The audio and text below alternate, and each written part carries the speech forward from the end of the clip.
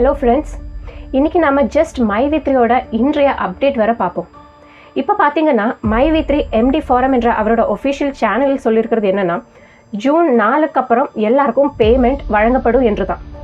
பேங்க்கில் பெரிய amount transaction நடத்தக்கூடாது என்றதுக்காக எலெக்ஷன் முடிகிற வரைக்கும் பேமெண்ட் ஸ்டாப் பண்ணி வச்சிருக்காங்க என்று தான் சொல்கிறாங்க. இஎம்ஐ எல்லாம் ஸ்டாப் பண்ணியிருந்தா நல்லா இருந்திருக்கும் இல்லையா? இப்போது எம்டி சார் வந்துட்டு சொன்னதே சொல்லிட்டு இருக்காரே தவிர கரெக்டாக பேமெண்ட் எப்போ கொடுப்பாங்க என்று சொல்ல முடியல. எவ்வளோ கொடுப்பாங்க என்று கூட சொல்லல. ஜூன் 4க்கு அப்புறம் நடந்தா நல்லது. சரி, என்ன இதில் இன்னொரு குழப்பம் என்னன்னா, பிப்ரவரியிலிருந்து பேமெண்ட் ஸ்டாப் ஆயிருக்குன்னா நீங்கள் பிப்ரவரியில் பார்த்த ஆடுக்கான கேஷ் உங்களுக்கு மார்ச்சில் கிடைக்கணும். மார்ச்சோடது ஏப்ரல், அப்படி பார்த்தா பிப்ரவரி, மார்ச், ஏப்ரல் இந்த 3 மாதம் அமௌண்ட் அவர் ஜூன் 4க்கு போடணும். அவரோட அந்த யூடியூப் சேனலில் வர கமெண்ட்ஸ் பார்த்தாலே கஷ்டமாக இருக்குது. சிலர் அவரை வாழ்த்தி பேசுகிறாங்க, நம்பிக்கையை கைவிட மாட்டோம் என்று சொல்கிறாங்க.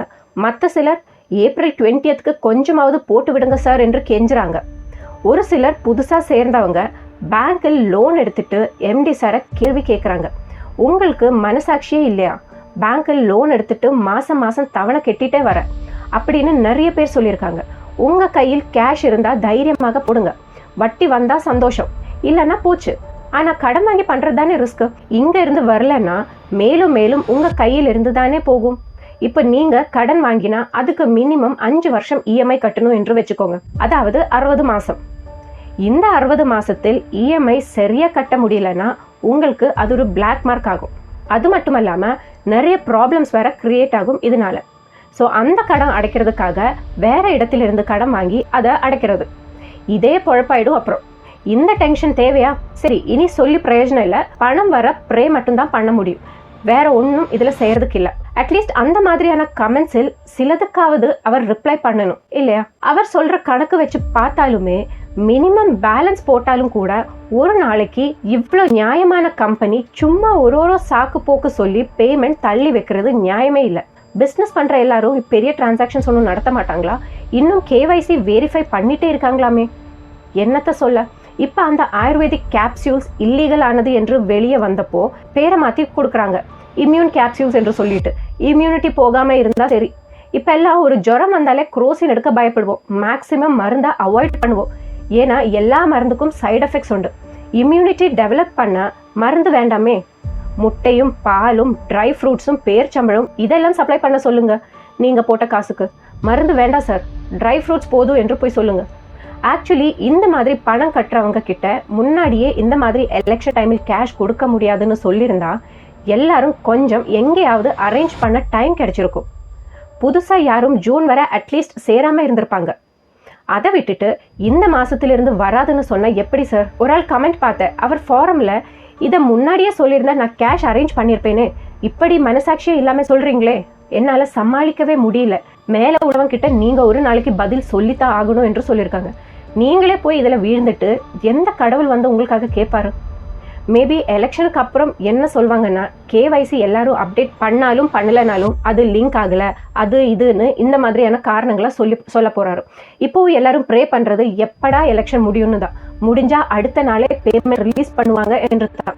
இப்போது பெண்டிங் பேமெண்ட்ஸ் கொடுக்க நினைச்சாலும் கூட ஒரு நாளைக்கு 100 கோடி கிட்ட ரிலீஸ் பண்ணணுங்க. எப்படி பண்ண போகிறாங்கன்னு அவருக்கே தெரியும். கிட்டத்தட்ட 10,000 கோடிக்கு மேலவே பேமெண்ட் பண்ணணும். 4இல் 1 பங்கு ஆளுங்க எடுத்தால் கூடவே. இதெல்லாம் அவர் கிளியர் பண்ணிட்டாருன்னு வச்சுக்கோங்களேன், ஹேட்ஸ் ஆஃப்னு சொல்வேன். நிஜமா அதை பாராட்ட வேண்டிய விஷயம்தான். இந்த பேமெண்ட் அவர் கிளியர் பண்ணிட்டாங்கன்னா நான் கூட அவர் ஃபேன் ஆயிடுவேன்.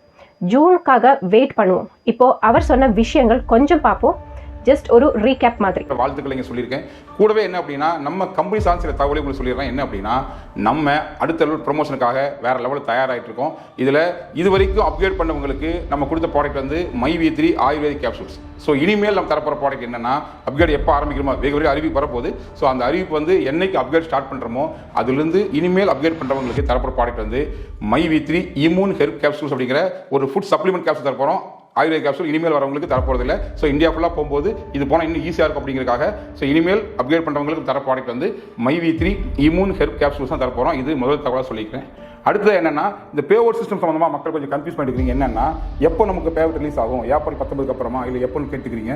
ரொம்ப சிம்பிள், ஏற்கனவே சொன்னதான். எலெக்ஷன் ப்ராசஸ் முடிஞ்சதுக்கப்புறம் தான் ஸ்டார்ட் ஆகும். எலெக்ஷன் ப்ராசஸ் ஜூன் 4 தான் முடியுது.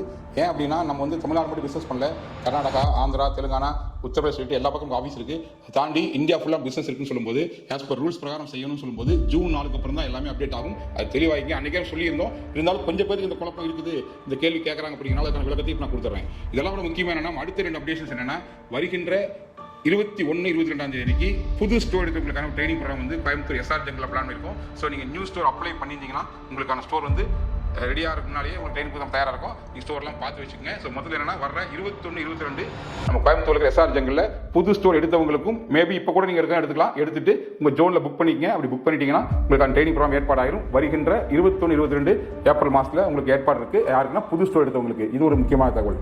அதோட முக்கியமான தகவல்னா SG4 முடிச்சவங்களுக்கு கடந்த மார்ச் 31க்கு முன்னால் SG4 யாரெல்லாம் முடிச்சிருக்காங்களோ அவங்களுக்கான ட்ரைனிங் ப்ரோக்ராம் வந்து வருகின்ற 22, 23 அதாவது இந்த மாதம் 22, 23 ட்ரைனிங் ப்ரோக்ராம் இருக்குது. ஸோ காலை 10 மணிக்கு நம்ம சொல்கிற இடத்துக்கு வரணும். அது எஸ்ஆர் ஜங்கிள் தான். ஸோ அவங்க காலை 10 மணிக்கு எஸ்ஆர் ஜங்கிள் இருக்கணும். அடுத்த நாள் சாயங்காலம் ப்ரோக்ராம் இருக்குது. இது எப்போனா வர 22, 23 இது யாருக்குன்னா மார்ச் 31க்கு முன்னால் SG4 முடிச்சவங்களுக்கான ஒன் டே ட்ரிப் இருக்கு இல்லையா, அந்த ட்ரிப் நிகழ்ச்சி நம்ம சொன்ன மாதிரி வருகின்ற 22, 23 அதே எஸ்ஆர் ஜங்கிள் நடக்குது. ஸோ நீங்கள் யாரெல்லாம் முடிச்சிங்களோ அவங்க எல்லாருமே உங்கள் நியர்பை ஜோனில் உங்கள் டீட்டெயில்ஸை கொடுத்து உங்கள் நேமு, உங்களுடைய யூசர் நேமு, உங்கள் மொபைல் நம்பர்லாம் கொடுத்து அப்டேட் பண்ணிடுங்க. உங்கள் ஏரியாலாம் கொடுத்து அவங்க லிஸ்ட் கொடுத்ததுக்கப்புறம் தான் அதுக்கான அப்டேட் உங்களுக்கு வரும். ஸோ மொத்தம் என்னன்னா யாரெல்லாம் SG4 போன மார்ச் 31 முன்னாடி முடிச்சிருக்கீங்களோ அவங்க எல்லாத்துக்குமே ட்ரைனிங் ப்ரோக்ராம் ஏற்பாடாக இருக்குது. ஸோ நீங்கள் இமீடியட்டாக உங்கள் ஜோன் ஆஃபீஸ்க்கு போய் உங்கள் டீட்டெயில்ஸை கொடுத்துருங்க.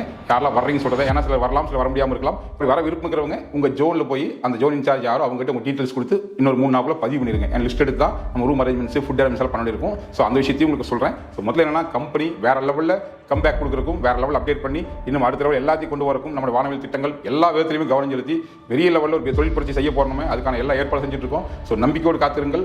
நிச்சயமா MyV3 முன்னும் கூட வேற லெவலில் மீண்டெழுந்து இன்னும் வெகு விரைவில் அனைத்து மாநிலங்களுக்கும் பிசினஸ் கொண்டு போய் மிகப்பெரிய பொருளாதார புரட்சியை ஃபர்ஸ்ட் தமிழ் லெவல் பண்ணியிருக்கோம். அது தென்னிந்திய அளவில், அடுத்து இந்திய அளவில், இன்னும் கூடிய விரைவில் உலக அளவில் தயாராகிட்டு இருக்கோம். ஸோ அனைவரும் சேர்ந்து ஒத்துழைப்போம். நல்ல ஒரு லட்சியம், வெல்லுவது நிச்சயம். நன்றி, வணக்கம். அப்போ ஃப்ரெண்ட்ஸ் எல்லாரும் ஜாக்கிரதையாக இருங்க, சந்தோஷமாக இருங்க.